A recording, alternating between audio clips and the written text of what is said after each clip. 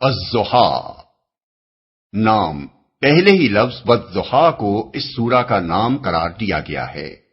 زمانہ نزول اس کا مضمون صاف بتا رہا ہے کہ یہ مکہ معظمہ کے بالکل ابتدائی دور میں نازل ہوئی ہے۔ روایات سے بھی معلوم ہوتا ہے کہ کچھ مدت تک وحی کے نزول کا سلسلہ بند رہا تھا، جس سے حضور صلی اللہ علیہ وسلم سخت پریشان ہو گئے تھے اور بار بار آپ کو یہ اندیشہ لاحق ہو رہا تھا کہ کہیں مجھ سے کوئی ایسا قصور تو نہیں ہو گیا جس کی وجہ سے میرا رب مجھ سے ناراض ہو گیا ہے اور اس نے مجھے چھوڑ دیا ہے۔ اس پر آپ کو اطمینان دلایا گیا کہ وحی کے نزول کا سلسلہ کسی ناراضی کی بنا پر نہیں روکا گیا تھا، بلکہ اس میں وہی مصلحت کار فرما تھی جو روز روشن کے بعد رات کا سکون طاری کرنے میں کار فرما ہوتی ہے۔ یعنی وحی کی تیز روشنی اگر آپ پر برابر پڑتی رہتی تو آپ کے اعصاب اسے برداشت نہ کر سکتے، اس لیے بیچ میں وقفہ دیا گیا تاکہ آپ کو سکون مل جائے۔ یہ کیفیت حضور صلی اللہ علیہ وسلم پر نبوت کے ابتدائی دور میں گزرتی تھی، جبکہ ابھی آپ کو وحی کے نزول کی شدت برداشت کرنے کی عادت نہیں پڑی تھی۔ اس بنا پر بیچ بیچ میں وقفہ دینا ضروری ہوتا تھا۔ اس کی وضاحت ہم سورہ مدثر کے دیباچے میں کر چکے ہیں اور سورہ مزمل حاشیہ 5 میں بھی ہم یہ بیان کر چکے ہیں کہ نزول وحی کا کس قدر شدید بار آپ کے اعصاب پر پڑتا تھا۔ بعد میں جب حضور صلی اللہ علیہ وسلم کے اندر اس بار کو برداشت کرنے کا تحمل پیدا ہو گیا تو طویل وقفے دینے کی ضرورت باقی نہیں رہی۔ موضوع اور مضمون اس کا موضوع رسول اللہ صلی اللہ علیہ وسلم کو تسلی دینا ہے اور مقصد اس پریشانی کو دور کرنا ہے جو نزول وحی کا سلسلہ رک جانے سے آپ کو لاحق ہو گئی تھی۔ سب سے پہلے روز روشن اور سکون شب کی قسم کھا کر آپ کو اطمینان دلایا گیا ہے کہ آپ کے رب نے آپ کو ہرگز نہیں چھوڑا ہے اور نہ وہ آپ سے ناراض ہوا ہے۔ اس کے بعد آپ کو خوشخبری دی گئی ہے کہ دعوت اسلامی کے ابتدائی دور میں جن شدید مشکلات سے آپ کو سابقہ پیش آ رہا ہے یہ تھوڑے دنوں کی بات ہے۔ آپ کے لیے ہر بات کا دور پہلے دور سے بہتر ہوتا چلا جائے گا اور کچھ زیادہ دیر نہ گزرے گی کہ اللہ تعالیٰ آپ پر اپنی عطا و بخشش کی ایسی بارش کرے گا جس سے آپ خوش ہو جائیں گے۔ یہ قرآن کی ان صریح پیشن گوئیوں میں سے ایک ہے جو بعد میں حرف بحرف پوری ہوئیں۔ حالانکہ جس وقت یہ پیشن گوئی کی گئی تھی اس وقت کہیں دور دور بھی اس کے آثار نظر نہ آتے تھے کہ مکہ میں جو بے یار و مددگار انسان پوری قوم کی جاہلیت کے مقابلے میں برسر پیکار ہو گیا ہے اسے اتنی حیرت انگیز کامیابی نصیب ہوگی۔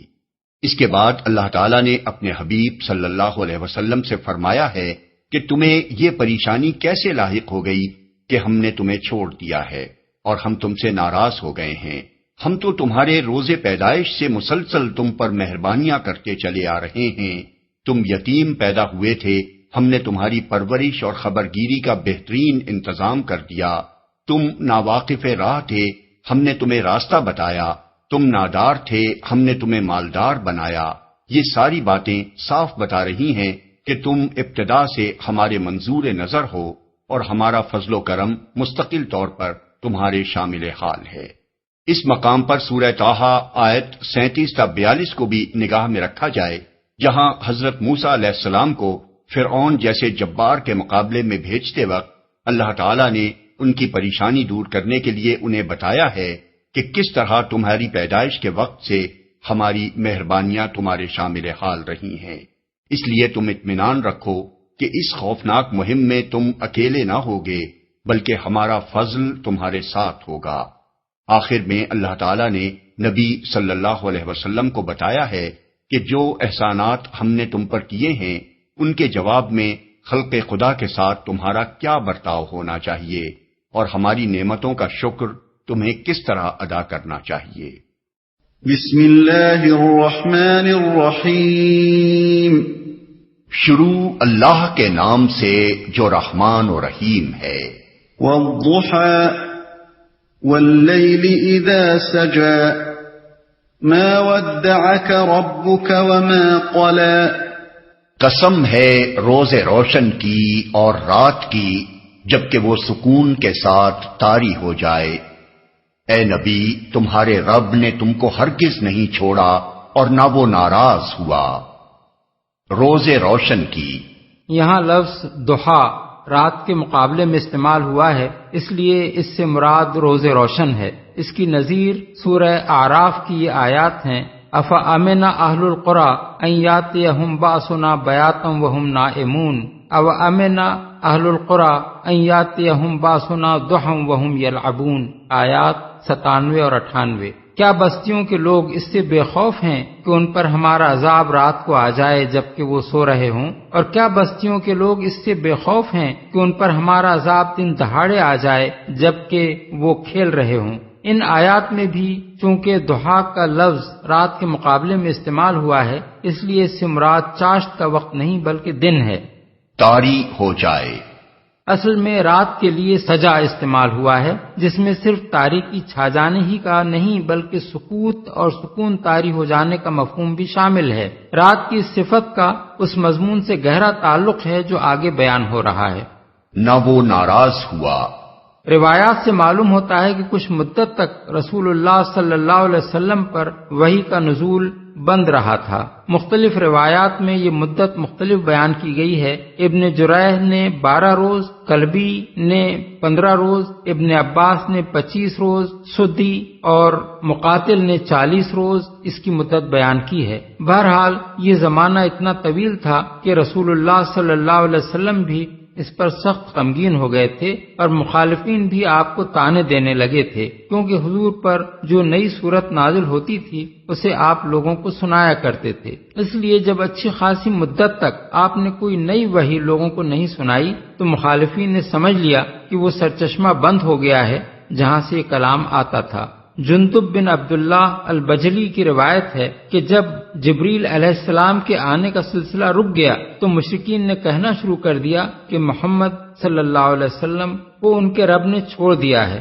بروایت ابن جریر اور طبرانی، عبد بن حمید، سعید بن منصور، ابن مردویہ۔ دوسری روایات سے معلوم ہوتا ہے کہ ابو لہب کی بیوی ام جمیل نے، جو حضور کی چچی ہوتی تھی اور جس کا گھر حضور کے مکان سے متصل تھا، آپ سے کہا معلوم ہوتا ہے تمہارے شیطان نے تمہیں چھوڑ دیا ہے۔ اوفی اور ابن جریر نے ابن عباس کی روایت نقل کی ہے کہ کئی روز تک جبریل کی آمد رک جانے سے حضور پریشان ہو گئے اور مشرکین کہنے لگے کہ ان کا رب ان سے ناراض ہو گیا ہے اور اس نے انہیں چھوڑ دیا ہے۔ قتادہ اور ضحاک کی مرسل روایات میں بھی قریب قریب یہی مضمون بیان ہوا ہے۔ اس صورتحال میں حضور کے شدید رنج و غم کا حال بھی متعدد روایات میں آیا ہے، اور ایسا کیوں نہ ہوتا جبکہ محبوب کی طرف سے بظاہر عدم التفات، کفر و ایمان کے درمیان جنگ چھڑ جانے کے بعد اسی ذریعہ طاقت سے بظاہر محرومی جو اس جاں گسل کشمکش کے منجدھار میں آپ کے لیے واحد سہارا تھا، اور اس پر مزید دشمنوں کی شماتت، یہ ساری چیزیں مل جل کر لامحالہ حضور کے لیے سخت پریشانی کی موجب ہو رہی ہوں گی، اور آپ کو بار بار یہ شبہ گزرتا ہوگا کہ کہیں مجھ سے کوئی ایسا قصور تو نہیں ہو گیا ہے کہ میرا رب مجھ سے ناراض ہو گیا ہو اور اس نے مجھے حق و باطل کی اس لڑائی میں تنہا چھوڑ دیا ہو۔ اسی کیفیت میں یہ سورت حضور کو تسلی دینے کے لیے نازل ہوئی۔ اس میں دن کی روشنی اور رات کے سکون کی قسم کھا کر حضور سے فرمایا گیا کہ تمہارے رب نے نہ تمہیں چھوڑ دیا ہے اور نہ وہ تم سے ناراض ہوا ہے۔ اس بات پر ان دونوں چیزوں کی قسم جس مناسبت سے کھائی گئی ہے وہ یہ ہے کہ جس طرح دن کا روشن ہونا اور رات کا تاریکی اور سکون لیے ہوئے چھا جانا کچھ اس بنا پر نہیں ہوتا کہ اللہ تعالیٰ دن کے وقت لوگوں سے خوش اور رات کے وقت ان سے ناراض ہو جاتا ہے، بلکہ یہ دونوں حالتیں ایک عظیم حکمت و مصلحت کے تحت طاری ہوتی ہیں۔ اسی طرح تم پر کبھی وہی بھیجنا اور کبھی اس کو روک دینا بھی حکمت و مصلحت کی بنا پر ہے۔ اس کا کوئی تعلق اس بات سے نہیں ہے کہ جب اللہ تعالیٰ تم سے خوش ہو تو وہی بھیجے اور جب وہ وہی نہ بھیجے تو اس کے معنی یہ ہوں کہ وہ تم سے ناخوش ہے اور اس نے تمہیں چھوڑ دیا ہے۔ اس کے علاوہ دوسری مناسبت اس مضمون سے اس قسم کی یہ ہے کہ جس طرح دن کی روشنی اگر مسلسل آدمی پر طاری رہے تو وہ اسے تھکا دے، اس لیے ایک وقت خاص تک دن کے روشن رہنے کے بعد رات کا آنا ضروری ہے تاکہ اس میں انسان کو سکون ملے۔ اسی طرح وحی کی روشنی اگر تم پر پے در پے پڑتی رہے تو تمہارے اعصاب اس کو برداشت نہ کر سکیں گے۔ اس لیے وقتاً فوقتاً فترہ یعنی نزول وحی کا سلسلہ رک جانے کا ایک زمانہ بھی اللہ تعالیٰ نے مصلحت کی بنا پر رکھا ہے تاکہ وحی کے نزول سے جو بار تم پر پڑتا ہے اس کے اثرات زائل ہو جائیں اور تمہیں سکون حاصل ہو جائے۔ گویا آفتاب وحی کا طلوع بمنزلہ روز روشن ہے اور زمانہ فترت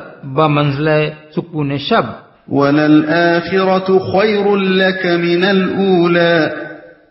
وَلَسَوْفَ يُعْطِيكَ رَبُّكَ فَتَرْضَىٰ، اور یقیناً تمہارے لیے بعد کا دور پہلے دور سے بہتر ہے، اور ان قریب تمہارا رب تم کو اتنا دے گا کہ تم خوش ہو جاؤ گے، پہلے دور سے بہتر ہے۔ یہ خوشخبری اللہ تعالیٰ نے نبی صلی اللہ علیہ وسلم کو ایسی حالت میں دی تھی جب کہ چند مٹھی بھر آدمی آپ کے ساتھ تھے، ساری قوم آپ کی مخالف تھی، بظاہر کامیابی کے آثار دور دور کہیں نظر نہ آتے تھے، اسلام کی شمع مکہ ہی میں ٹمٹما رہی تھی اور اسے بجھا دینے کے لیے ہر طرف طوفان اٹھ رہے تھے۔ اس وقت اللہ تعالیٰ نے اپنے نبی سے فرمایا کہ ابتدائی دور کی مشکلات سے آپ ذرا پریشان نہ ہوں، ہر بات کا دور پہلے دور سے آپ کے لیے بہتر ثابت ہوگا، آپ کی قوت، آپ کی عزت و شوکت اور آپ کی قدر و منزلت برابر بڑھتی چلی جائے گی اور آپ کا نفوذ و اثر پھیلتا چلا جائے گا۔ پھر یہ وعدہ صرف دنیا ہی تک محدود نہیں ہے، اس میں یہ وعدہ بھی شامل ہے کہ آخرت میں جو مرتبہ آپ کو ملے گا وہ اس مرتبے سے بھی بدرجہ بڑھ کر ہوگا جو دنیا میں آپ کو حاصل ہوگا۔ طبرانی نے اوسط میں اور بہقی نے دلائل میں ابن عباس کی روایت نقل کی ہے کہ حضور نے فرمایا، میرے سامنے وہ تمام فتوحات پیش کی گئیں جو میرے بعد میری امت کو حاصل ہونے والی ہیں، اس پر مجھے بڑی خوشی ہوئی۔ تب اللہ تعالیٰ نے یہ ارشاد نازل فرمایا کہ آخرت تمہارے لیے دنیا سے بھی بہتر ہے، تم خوش ہو جاؤ گے۔ یعنی اگرچہ دینے میں کچھ دیر تو لگے گی لیکن وہ وقت دور نہیں ہے جب تم پر تمہارے رب کی عطا و بخشش کی وہ بارش ہوگی کہ تم خوش ہو جاؤ گے۔ یہ وعدہ حضور کی زندگی ہی میں اس طرح پورا ہوا کہ سارا ملک عرب، جنوب کے سواحل سے لے کر شمال میں سلطنت روم کی شامی اور سلطنت فارس کی عراقی سرحدوں تک، اور مشرق میں خلیج فارس سے لے کر مغرب میں بحر احمر تک آپ کے زیر نگین ہو گیا۔ عرب کی تاریخ میں پہلی مرتبہ یہ سرزمین ایک قانون اور ضابطے کی تابع ہو گئی، جو طاقت بھی اس سے ٹکرائی وہ پاش پاش ہو کر رہ گئی۔ کلمہ لا الہ الا اللہ محمد الرسول اللہ سے وہ پورا ملک گونج اٹھا جس میں مشرکین اور اہل کتاب اپنے جھوٹے کلمے بلند رکھنے کے لیے آخری دم تک ایڑی چوٹی کا زور لگا چکے تھے۔ لوگوں کے صرف سر ہی اطاعت میں نہیں جھک گئے بلکہ ان کے دل بھی مسخر ہو گئے، اور عقائد، اخلاق اور اعمال میں ایک انقلاب عظیم برپا ہو گیا۔ پوری انسانی تاریخ میں اس کی نظیر نہیں ملتی کہ ایک جاہلیت میں ڈوبی ہوئی قوم صرف 23 سال کے اندر اتنی بدل گئی ہو۔ اس کے بعد حضور کی برپا کی ہوئی تحریک اس طاقت کے ساتھ اٹھی کہ ایشیا، افریقہ اور یورپ کے ایک بڑے حصے پر وہ چھا گئی اور دنیا کے گوشے گوشے میں اس کے اثرات پھیل گئے۔ یہ کچھ تو اللہ تعالیٰ نے اپنے رسول کو دنیا میں دیا، اور آخرت میں جو کچھ دے گا اس کی عظمت کا تصور بھی کوئی نہیں کر سکتا۔ أَلَمْ يَجِدْكَ يَتِيمًا فَآوَى وَوَجَدَكَ ضَالًّا فَهَدَى وَوَجَدَكَ عَائِلًا فَأَغْنَى، کیا اس نے تم کو یتیم نہیں پایا اور پھر ٹھکانہ فراہم کیا، اور تمہیں ناواقف راہ پایا اور پھر ہدایت بخشی، اور تمہیں نادار پایا اور پھر مالدار کر دیا، ٹھکانہ فراہم کیا۔ یعنی تمہیں چھوڑ دینے اور تم سے ناراض ہو جانے کا کیا سوال، ہم تو اس وقت سے تم پر مہربان ہیں جب تم یتیم پیدا ہوئے تھے۔ حضور ابھی بطن مادر ہی میں 6 مہینے کے تھے جب آپ کے والد ماجد کا انتقال ہو گیا، اس لیے آپ دنیا میں یتیم ہی کی حیثیت سے تشریف لائے، مگر اللہ تعالیٰ نے ایک دن بھی آپ کو بے سہارا نہ چھوڑا۔ 6 سال کی عمر تک والدہ ماجدہ آپ کی پرورش کرتی رہیں، ان کی شفقت سے محروم ہوئے تو 8 سال کی عمر تک آپ کے جد امجد نے آپ کو اس طرح پالا کہ ان کو نہ صرف آپ سے غیر معمولی محبت تھی بلکہ ان کو آپ پر فخر تھا، اور وہ لوگوں سے کہا کرتے تھے کہ میرا یہ بیٹا ایک دن دنیا میں بڑا نام پیدا کرے گا۔ ان کا بھی انتقال ہو گیا تو آپ کے حقیقی چچا ابو طالب نے آپ کی کفالت اپنے ذمے لی اور آپ کے ساتھ ایسی محبت کا برتاؤ کیا کہ کوئی باپ بھی اس سے زیادہ نہیں کر سکتا، حتیٰ کہ نبوت کے بعد جب ساری قوم آپ کی دشمن ہو گئی تھی اس وقت 10 سال تک وہی آپ کی حمایت میں سینہ سپر رہے۔ ہدایت بخشی،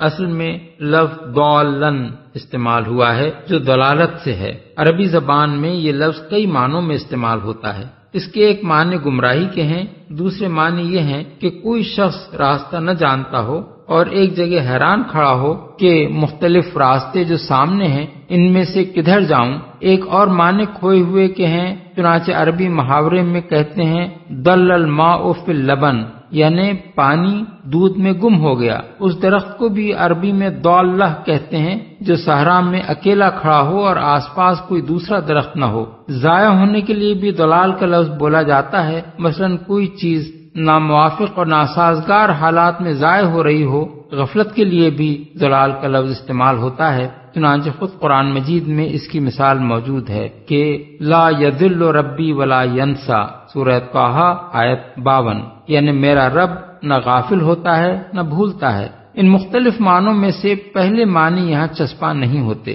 کیونکہ بچپن سے قبل نبوت تک رسول اللہ صلی اللہ علیہ وسلم کے جو حالات تاریخ میں موجود ہیں ان میں کہیں اس بات کا شائبہ تک نہیں پایا جاتا کہ آپ کبھی بت پرستی،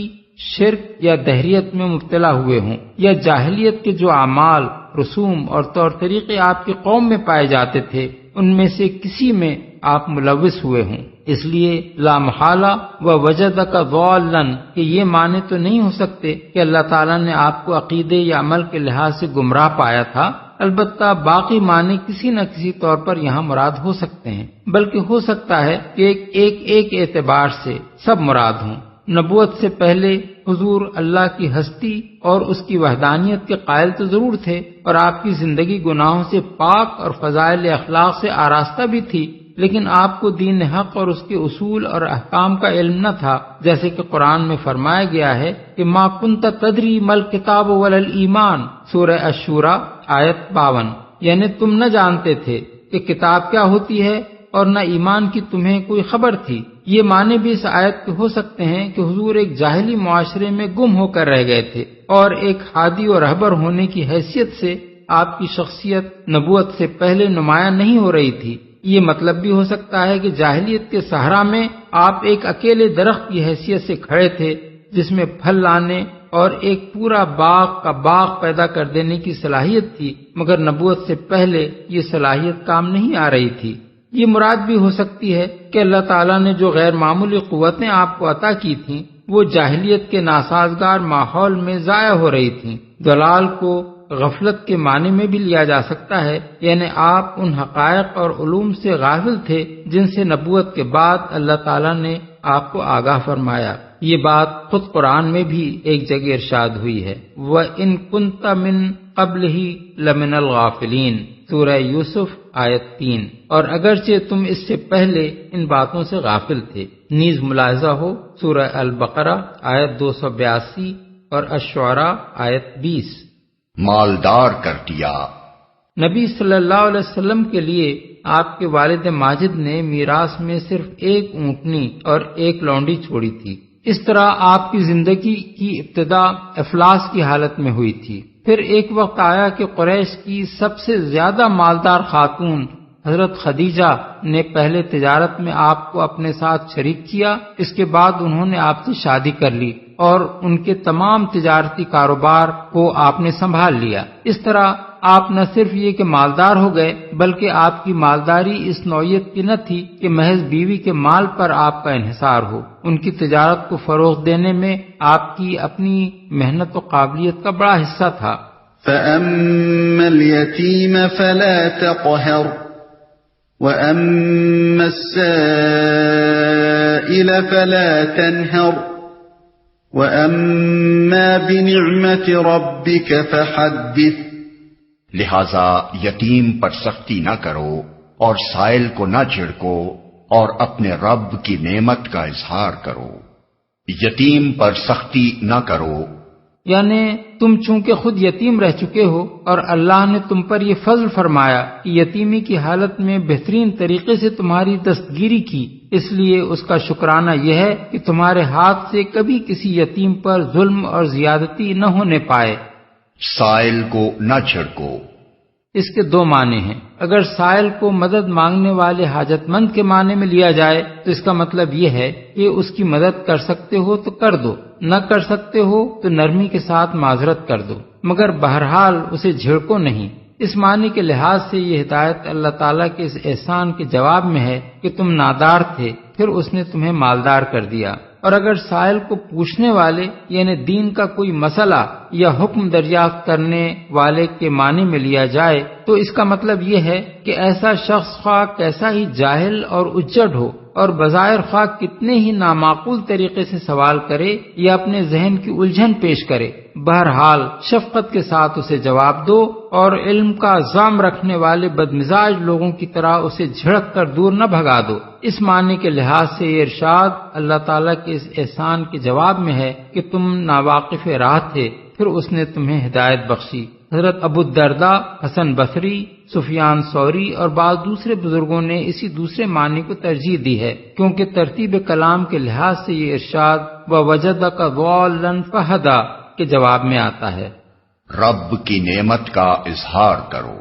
نعمت کا لفظ عام ہے، جس سے مراد وہ نعمتیں بھی ہیں جو اس سورہ کے نزول کے وقت تک اللہ تعالیٰ نے اپنے رسول پاک کو عطا فرمائی تھیں، اور وہ نعمتیں بھی جو بعد میں اس نے اپنے ان وعدوں کے مطابق آپ کو عطا کیں جو اس سورہ میں اس نے کیے تھے اور جن کو اس نے بدرجہ اتم پورا کیا۔ پھر حکم یہ ہے کہ اے نبی، ہر نعمت جو اللہ نے تم کو دی ہے اس کا ذکر اور اس کا اظہار کرو۔ اب یہ ظاہر بات ہے کہ نعمتوں کے ذکر و اظہار کی مختلف صورتیں ہو سکتی ہیں، اور ہر نعمت اپنی نوعیت کے لحاظ سے اظہار کی ایک خاص صورت چاہتی ہے۔ مجموعی طور پر تمام نعمتوں کے اظہار کی صورت یہ ہے کہ زبان سے اللہ کا شکر ادا کیا جائے اور اس بات کا اقرار و اعتراف کیا جائے کہ جو نعمتیں بھی مجھے حاصل ہیں یہ سب اللہ کا فضل و احسان ہے، ورنہ کوئی چیز بھی میرے کسی ذاتی کمال کا نتیجہ نہیں ہے۔ نعمت نبوت کا اظہار اس طریقے سے ہو سکتا ہے کہ دعوت و تبلیغ کا حق ادا کیا جائے۔